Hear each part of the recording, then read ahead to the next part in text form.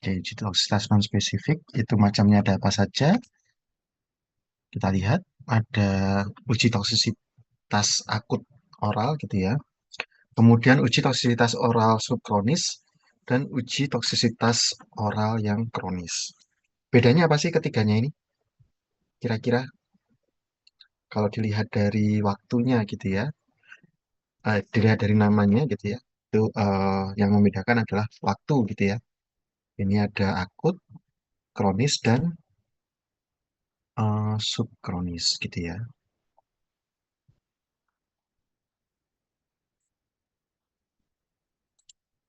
Kemudian, bentar.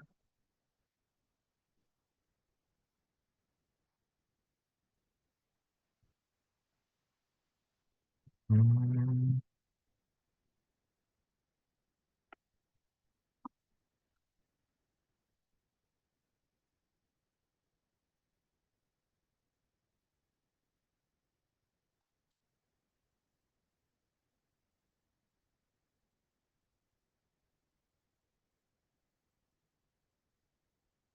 oke. Terus berikutnya, berapa sih harga uji toksitas non spesifik gitu ya? Di sini kan tadi yang membedakan akut, subkronis, dan kronis itu adalah lamanya gitu ya. Nah, di sini kan Mas dan Mbak akan menentukan gitu ya, berapa lama sih yang ini yang akan kita gunakan gitu ya, atau yang akan kita ujikan gitu ya. Apakah bisa akut saja, atau bisa subkronik saja, atau uji yang toksisitas kronis gitu ya. Apakah uji toksitas kronis bisa menggantikan subkronis gitu ya, atau kalau subkronis bisa menggantikan kronis gitu ya, atau tiga-tiganya harus kita lakukan, atau cukup salah satu saja misal kayak gitu. Oke, nah ini adalah pentingnya Mas dan Mbak nanti memastikan gitu ya, mana yang mau diuji gitu ya. Oke, berikutnya eh, berapa sih harga uji toksitas non spesifik ini? Kita mulai dari yang uji toksitas akut. Kira-kira berapa? Mungkin ada yang mau search dulu, mau nyari. Kira-kira harganya berapa?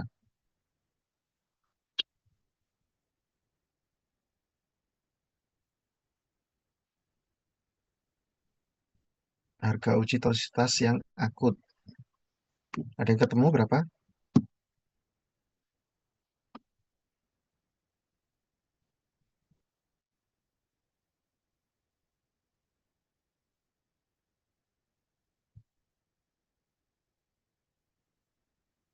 Halo, ada yang ketemu nggak?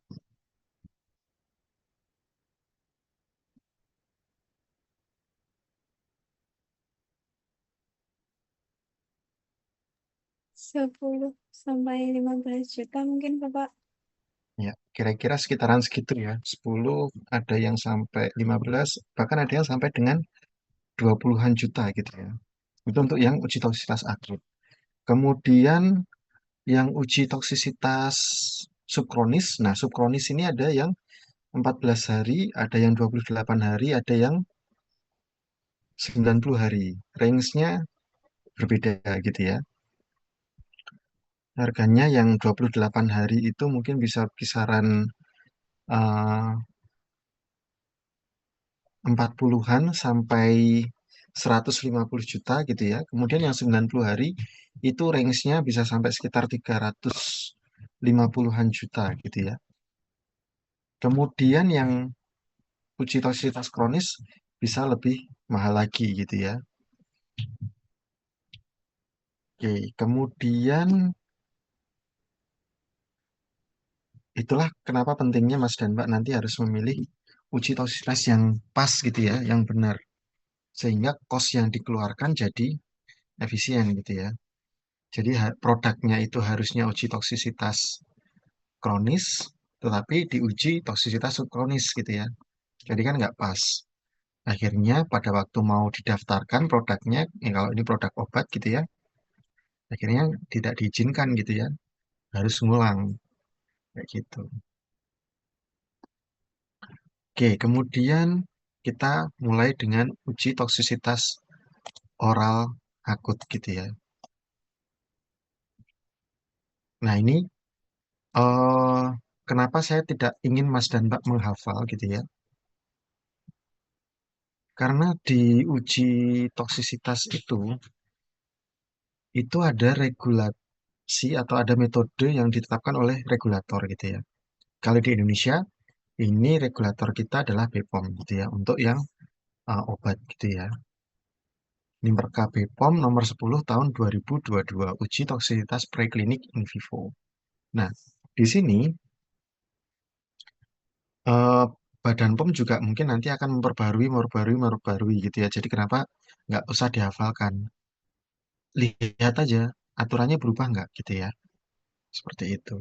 Kemudian Perka Badan POM nomor 10 tahun 2022 ini itu meratifikasi OECD gitu ya.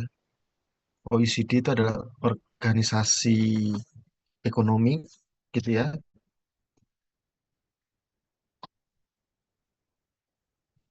Kemudian ada uji di Perka Badan POM itu ada uji toksitas akut oral dengan metode fixed dose gitu ya. Ini adalah diratifikasi dari uji nomor 420-nya OECD. Kemudian uji toksitas akut yang akut toxic class method itu diratifikasi atau diadaptasi dari tes nomor 423. Kemudian uji toksitas akut up and down prosedur itu diadaptasi dari uji nomor 425. Bedanya apa sih? Kenapa uji toksitas akut ada tiga macam gitu ya? Yang pertama, untuk yang fixed dose prosedur, itu kita hanya bisa mendapatkan klasifikasi dari global harmonized systemnya. Jadi, kelas dari toksisitasnya itu yang mana gitu ya. Kemudian, untuk yang akut toxic class method, itu kita dapat eh, klasifikasi dari GHS gitu ya. Itu dalam bentuk rentang gitu ya. Dan ini tidak digunakan untuk menghitung LD50 gitu ya. Meskipun dengan penghitungan tertentu bisa digunakan untuk mengkalkulasi LD50. Nah, LD50 ini didapatkan dari metode yang namanya acute oral toxicity yang up and down prosedur gitu ya. Oke, mari kita lihat bedanya. Ini dari spesies animalnya dulu gitu ya. Dari spesies animalnya dulu, yang digunakan adalah female rat gitu ya. Itu preferrednya atau yang lebih disukai gitu ya. Itu menggunakan female rat. Tetapi roden yang lain juga diperbolehkan gitu ya. Misal male rat, male mice gitu ya. Itu juga diperbolehkan. Tapi yang paling di, disarankan adalah menggunakan female rat gitu ya. Kemudian usianya 8 sampai 12 minggu, bobot interval bobotnya itu plus minus 20% gitu ya. Jadi rentangnya itu 20% plus minus gitu. Kemudian plus minus dari ratanya gitu ya. Kemudian dia nulipara dan non pregnant. Jadi belum pernah melahirkan dan juga tidak sedang bunting gitu ya. Karena kalau pernah melahirkan dan bunting gitu ya, bisa jadi volume distribusinya berubah gitu ya, hormonalnya berubah sehingga hasilnya bisa mengacaukan gitu ya. Nah, ini aklimatisasi kalau menurut OECD itu paling tidak 5 hari. Kemudian kalau menurut BPOM itu 5 sampai 7 hari gitu ya. Tapi kalau Mas dan Mbak riset gitu ya di laboratori red itu panduannya itu bisa aklimatisasi itu paling nggak 3 hari gitu ya. Jadi 3 hari juga diperbolehkan gitu. Yang penting di aklimatisasi ini adalah si hewan ujinya itu sudah terbiasa dengan kandang gitu ya. Dan juga yang paling penting adalah terbiasa dengan nanti yang memberikan perlakuan gitu ya. Masih ingat kan kemarin waktu praktikum atau ini mungkin juga masih praktikum di Varex 2 gitu ya. Itu karena kita belum kenal atau hewannya itu nggak terlalu kenal dengan kita atau belum kenal dengan kita, akhirnya dipegang pun susah gitu ya. Jadi pentingnya aklimatisasi ini adalah juga membiasakan diri si hewannya itu dengan eksperimenternya gitu ya. Ya jadi tiap hari mungkin kita pegang, kita angkat gitu ya supaya dia terbiasa. Kita pegang, kita angkat gitu ya. Dan mungkin nanti ya akan lebih mudah kalau kita memberikan perlakuannya gitu ya. Kemudian berikutnya persiapan dosis bahan uji dan juga pemberian bahan ujinya gitu ya. Ini bahan uji bisa diencerkan dengan solvent yang sesuai, umumnya air gitu ya. Atau kalau tidak larut air ya kita buat suspensi dengan menggunakan CMCNA misalnya kayak gitu. Kemudian berikutnya volume yang diberikan itu konstan gitu ya. Misal dosisnya ada tiga tingkatan dosis gitu ya. Tapi setiap pemberiannya itu sama gitu ya, 1 ml per 100 gram. Dan untuk larutan air, berair gitu ya, itu bisa 2 ml per 100 gram. Female red tadi ya. Kemudian kalau stabilitas bahan ujinya itu tidak diketahui, bahan ujinya ini harus disiapkan fresh gitu ya, segar gitu ya. Jadi misal kita mau hari ini mau memberikan perlakuan secara oral gitu ya, ya pagi kita larutkan obatnya atau pagi hari kita buat suspensi obatnya gitu ya. Terus baru di.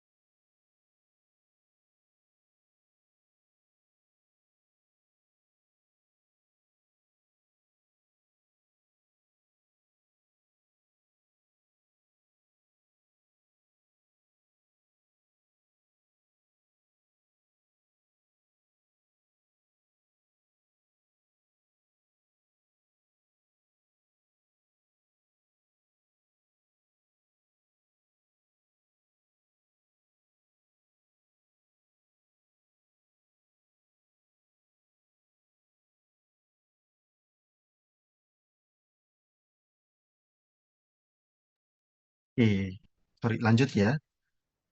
Kemudian eh, pemberian secara intragastrik gitu ya.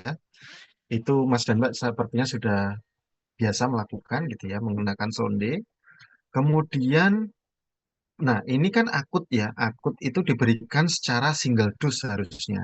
Tetapi boleh gitu ya kalau volumenya tadi terlalu besar gitu ya, itu bisa diberikan multiple dose, tetapi harus dalam waktu 24 jam gitu ya. Boleh diberikan secara multiple dose, tapi dalam waktu 24 jam. Kemudian hewan uji ini harus dipuasakan sebelum diberikan bahan ujinya. Kenapa sih harus dipuasakan? Kira-kira ada yang tahu nggak?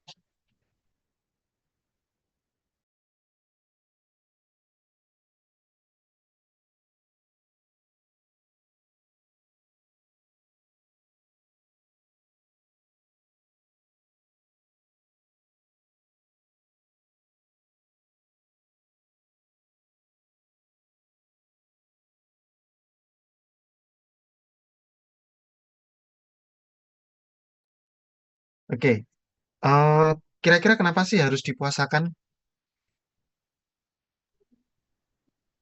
Mungkin agar kalau misalkan kita ingin mengetahui metabolisme obatnya, dipuasakan tuh biar eh, metabolismenya tuh pure ke obatnya gitu Pak. Jadi tidak ada makanan ataupun substansi lainnya yang termetabolisme bersamaan gitu Pak.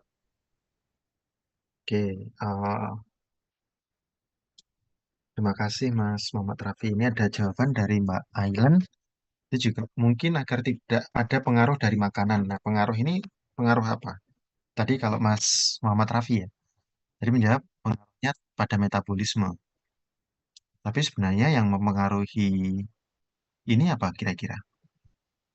Yang dipengaruhi oleh makanan itu absorpsinya ya. Absorpsinya ada obat yang absorpsinya jadi lebih lambat karena ada makanan, ada yang absorpsinya jadi lebih cepat karena ada makanan gitu ya. Itu nanti dipengaruhi oleh faktor pengosongan lambung gitu ya. Ada pengaruh karena kelarutan lemak gitu ya. Jadi absorpsinya lebih baik gitu ya. Seperti itu. Jadi kita mau menghilangkan faktor-faktor yang mempengaruhi absorpsi gitu ya. Makanya hewannya dipuasakan supaya gitu ya, supaya tidak terpengaruh gitu ya. Karena kalau tidak dipuasakan, hewan itu kan makannya pas waktu kita beri bisa jadi pas lagi makan sedikit gitu ya. Tapi bisa juga pas lagi makan banyak. Sehingga kita nggak bisa ngontrol seberapa cepat si itunya nggak bisa seragam gitu ya. Absorpsinya nanti tidak bisa terlalu seragam karena adanya makanan gitu ya. Oke, kemudian berikutnya, oke, ini adalah kategorisasi berdasarkan Global Harmonized System. Ini kalau pemberiannya itu oral ataupun dermal gitu ya. Kalau yang oral kita karena kita di sini membicarakan yang oral, itu ada kategori 1, 2, 3, 4, dan 5. Untuk kategori 1 itu 5 gram per kilogram berat badan, lebih kecil dari itu gitu ya. Kemudian kategori 2 itu antara 5 miligram sampai 50 miligram per kilogram berat badan. Kategori 3 itu 300 miligram per kilogram berat badan. Kategori 4 2000 miligram per kilogram. Dan kategori 5 itu 5000 miligram per kilogram berat badan gitu ya. Sedangkan untuk dermal, kategori 1 itu 50, kategori 2 200, kategori 3 1000, kategori 4 itu 2000 gitu ya.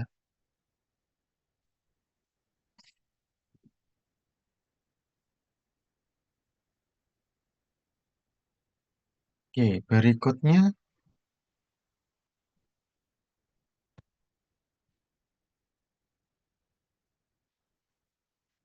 eh,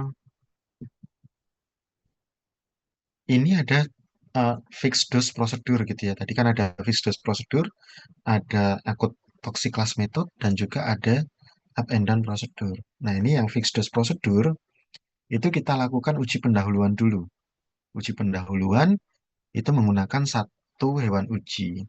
Nah, kenapa pada bagian A atau pada informasi yang penting itu adalah salah satunya mendapatkan informasi uji biologi gitu ya. Uji biologi itu bisa saja uji farmakologi atau uji farmakologi dan toksikologi dari senyawa yang mirip gitu ya.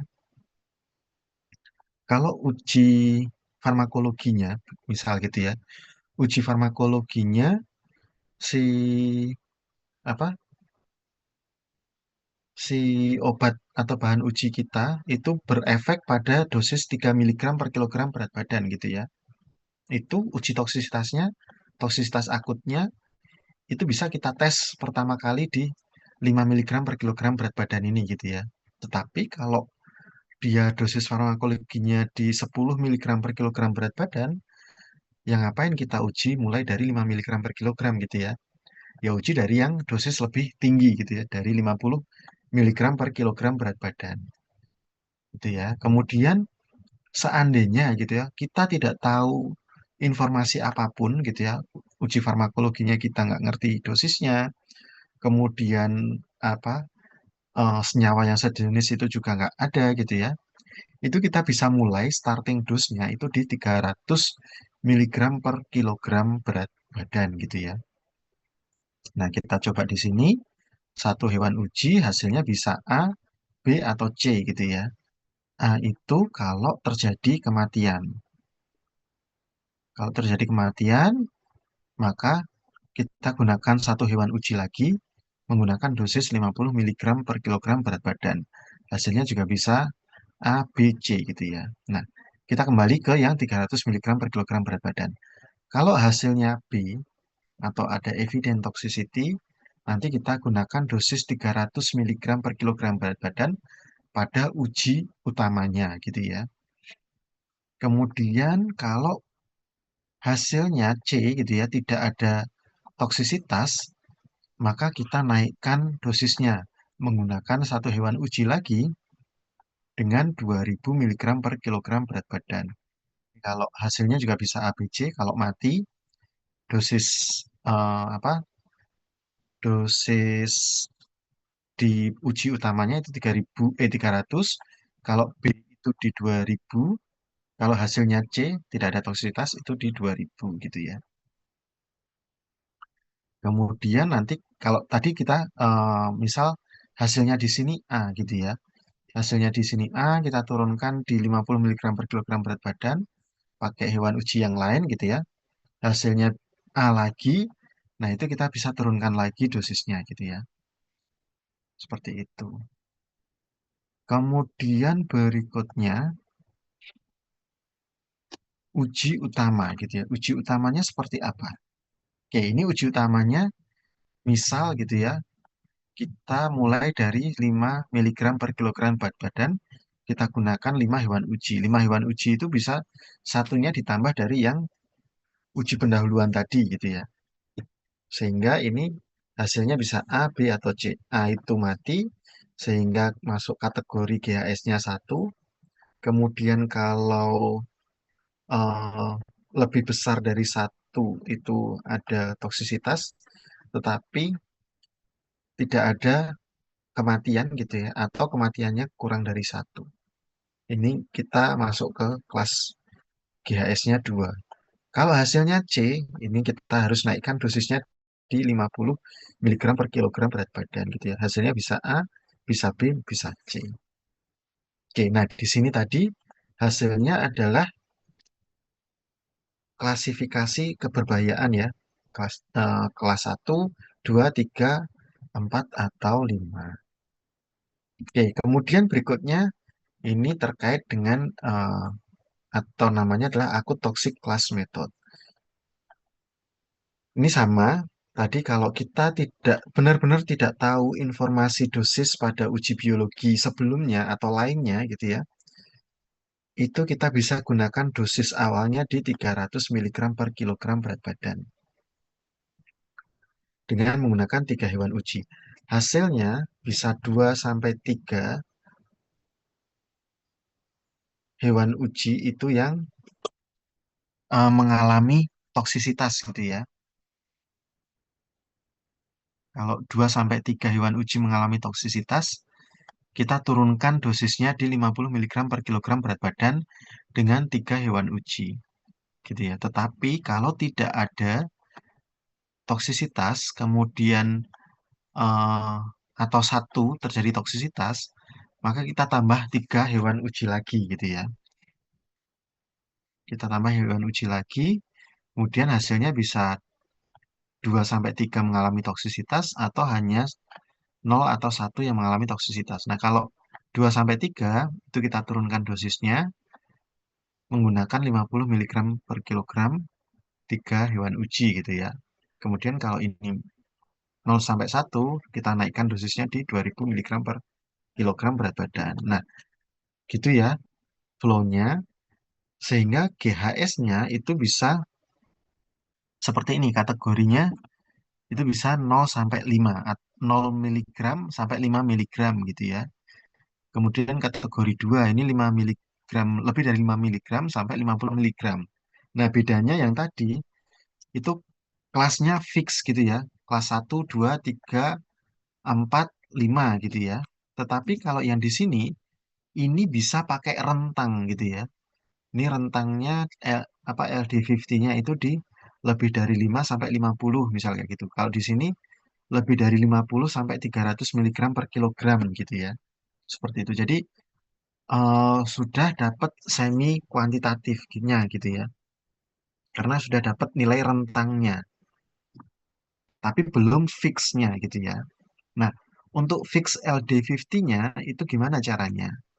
Nah, ini menggunakan up and down prosedur limit test. Oke, yang pertama dilakukan adalah kita menentukan batas gitu ya, batas dosis toksiknya berapa. Ini kita bisa gunakan LD50-nya 2000 dosisnya maksimumnya atau dosis maksimum 5000 gitu ya. Kita pakai contoh yang dosisnya 2000 gitu ya. Kita gunakan 5 hewan uji nomor 1, 2, 3, 4, 5 gitu ya. Hasilnya bisa lebih dari setengah, kalau ini berarti 3 gitu ya. Kalau yang ini tidak muncul toksisitas, kalau X ini muncul toksisitas. Jadi kalau yang atas ini ada 3 yang muncul toksisitasnya. Berarti LD50-nya dia ada di kurang dari 2000 gitu ya. Kemudian hasilnya bisa juga dari 5 ini adalah kurang dari 50% itu yang mengalami toksisitas gitu ya. Nah, kalau begini berarti LD50-nya itu lebih dari 2000 mg per kilogram berat badan. Nah, kalau hasilnya di sini lebih dari 2000 mg per kilogram berat badan, ya sudah gitu ya. LD50-nya segitu, lebih dari 2000. Atau kalau yang di sini lebih dari 5000 gitu ya. Artinya apa? Aman gitu ya. Tetapi kalau kurang dari 2000 atau kurang dari 5000, caranya gimana? Kita harus tentukan LD50-nya yang benar-benar berapa gitu ya. Caranya kita buat dulu dosis sekuensinya gitu ya. Nah, kalau sama kayak tadi ya, kalau kita tidak tahu apapun mengenai eh, uji biologi pada sistem biologi gitu ya, baik uji farmakologi maupun uji toksikologi senyawa yang sama atau senyawa lain gitu ya, atau bahan uji yang sama atau bahan uji yang mirip gitu ya, itu kita gunakan 175 mg per kilogram berat badan. Kalau tadi kan 300 mg per kilogram berat badan gitu ya. Nah, ini sekuens turunnya seperti ini dosisnya, atau sekuens naiknya seperti ini, gitu ya. Oke, ini kalau di sini yang bawah, ini kalau dosis maksimumnya 5000, kalau yang atas ini dosis maksimumnya 2000, misal gitu ya. Terus, kalau sudah kita punya sekuens seperti ini, ngapain gitu ya? Oke, mari kita lihat. Nah, ini kalau kita tidak tahu apa-apa tadi, kita eh, treatment satu ekor di sini dengan dosis ini gitu ya. Kemudian dia tidak ada respon, kita naikkan treatment di sini. Tidak ada respon lagi, kita naikkan dosisnya gitu ya. Ternyata ada respon.